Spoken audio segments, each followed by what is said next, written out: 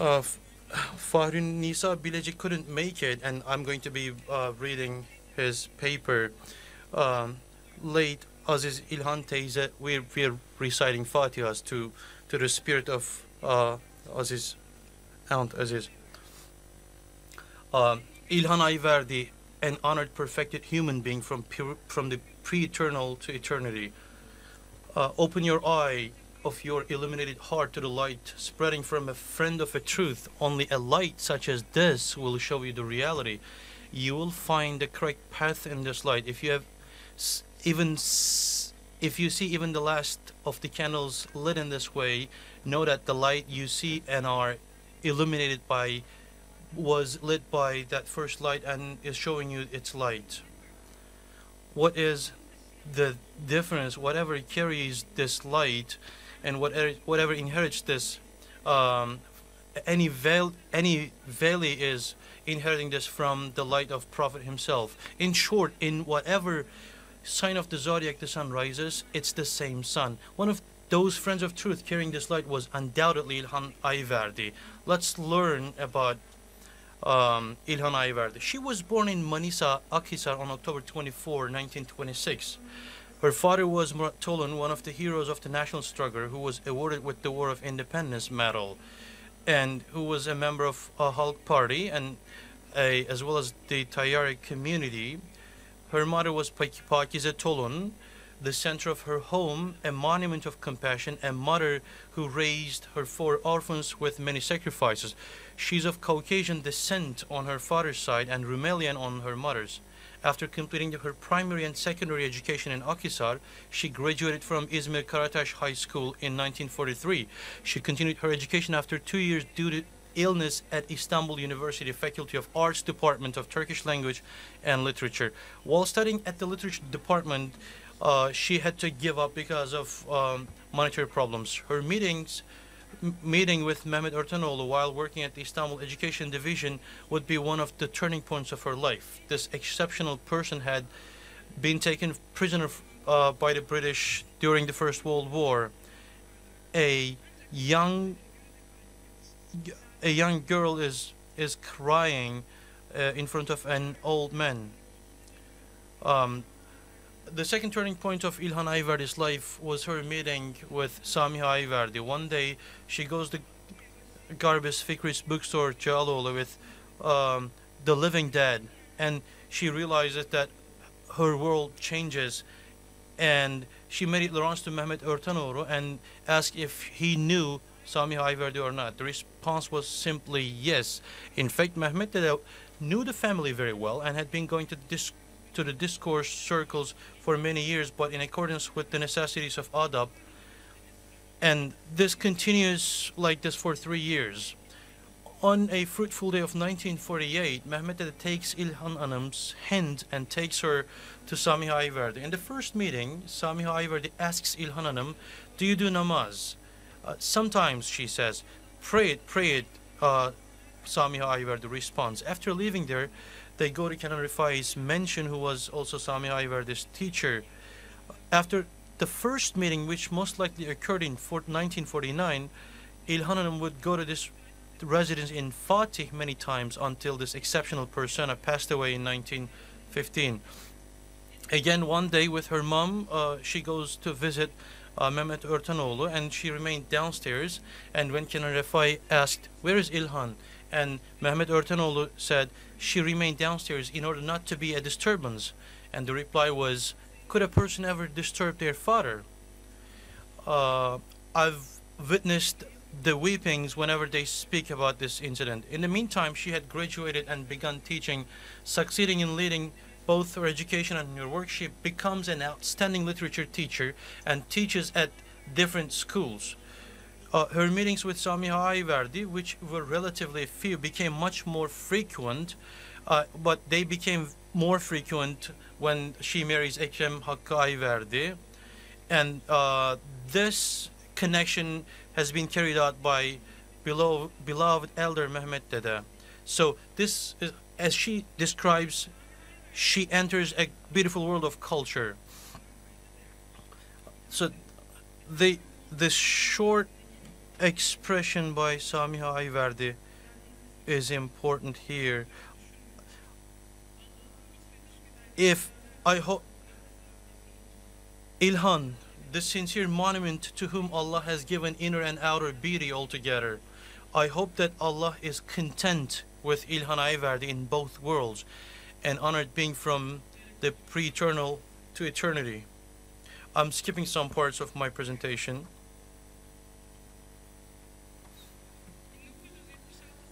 In 1976, she continued the work of preparing and writing Great Turkish Dictionary with examples which Kubelt had decided to publish in 1926, and she continues 29 years for that purpose.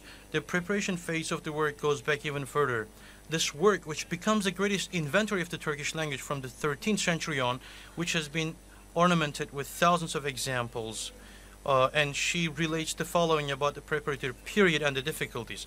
She says, everyone had given up. We could have given up as well. But in accordance with the principle of a promise given to people is a promise given to truth, to Allah. Leaving a job half done was not for us. It would be continued, but with whom?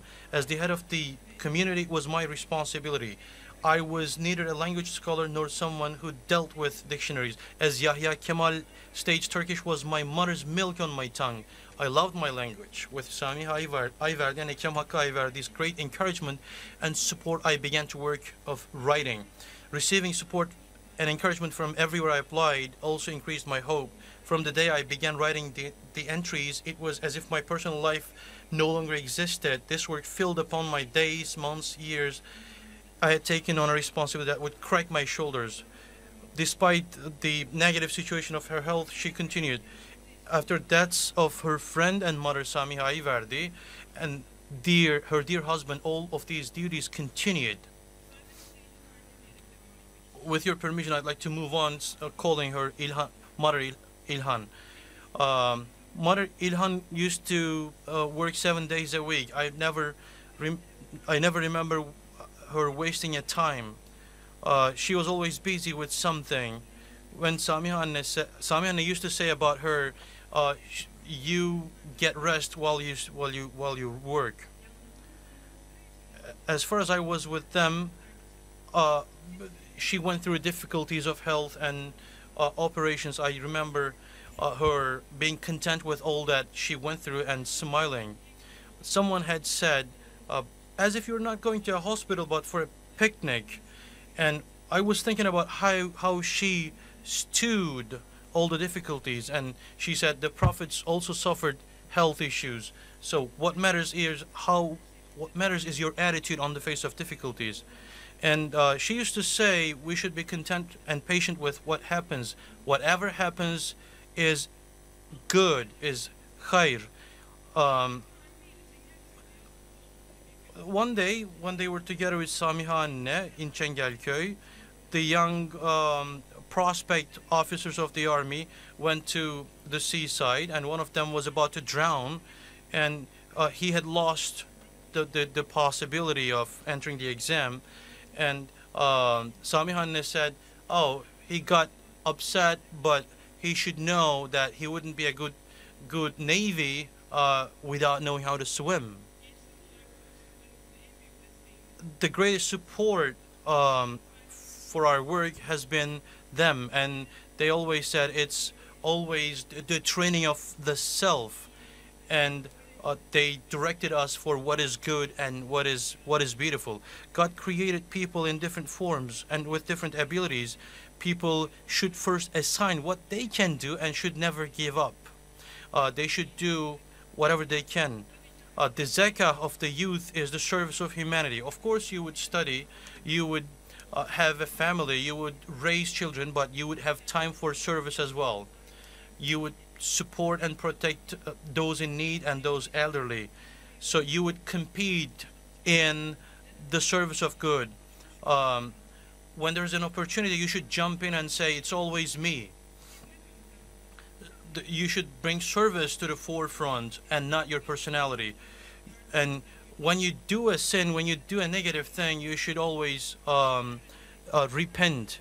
And you should always have ideas and projects to carry them out. And and contribute to the progress of the country. If you say, what can I do? The issues are like a mountain. How can I deal with them? This is not the path of hopelessness. Effort brings help. It's not in vain. Father is help, son is the effort. You must work without tiring, without giving up, without getting fed up, without thinking about big or small service or falling into conceit, and firmly embracing each other. This is a relay race. You will not leave it halfway. You will not see each other's faults. Every person has a beautiful and good side. You'll work to find it out. You might not love them, but you are bound to respect them. You will not hurt, nor will you get hurt. You will view the created pleasantly because of the Creator. Instead of commenting and being presumptive about others, you'll analyze yourself. You will work to replace your bad habits with good ones. You'll act with consciousness, and you'll be generous, and you'll smile at least when you don't have anything to say. Whatever you're here, whatever you come up, there's a lesson, and you should try to catch the lesson. The time is capital. Do not spend and waste it. Keep your promises, for promises are vows. Do not ever let up on accounting the ego. Take serving people for truth as a motto. Many more can be added to these words and attributes, but what is important is not listing them. It is to answer how many of them we have and to what extent we can apply them. Let's do what falls onto us, and Allah will do what falls to His glory. They always ask to treat people. They always asked us to treat people warmly and mercifully. We cannot be angry with anyone when we consider people follow their own characters and natures. From time to time, I would read books, magazines, newspapers with İlhan Anne. We had just read an article. The writer's style was very harsh, but she had said, we must not worry about the harshness of the style, but the stiffness of the ideas. Those